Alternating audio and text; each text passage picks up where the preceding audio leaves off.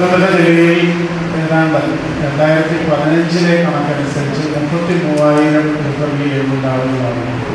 ഇവിടെ എല്ലാവരെയും സംരക്ഷിക്കുവാനും ചേർത്ത് നിർത്തുവാനും പ്രായോഗികമായി ബുദ്ധിമുട്ടുണ്ട് എന്നുള്ളതാണ്.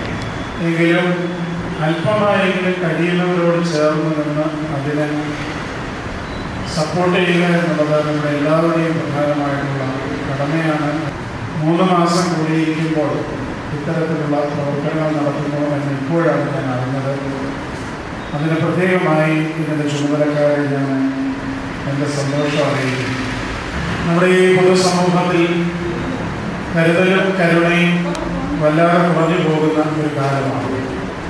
എങ്കിലും ആരുടെയൊക്കെ ഉള്ളിൽ മനസ്സിൽ സൂക്ഷിക്കുന്ന ആ കരുണയുടെയും കരുതലിൻ്റെയും പ്രതിസ്പന്ദനങ്ങളാണ് ഇത്തരത്തിലുള്ള ശുശ്രൂഷകളിലേക്ക് കുറച്ചുപേരെയെങ്കിലും നയിക്കുന്നതും അതിൻ്റെ പ്രായോജകരായി കുറേയധികം ആളുകൾ ഉണ്ടാകുന്നു.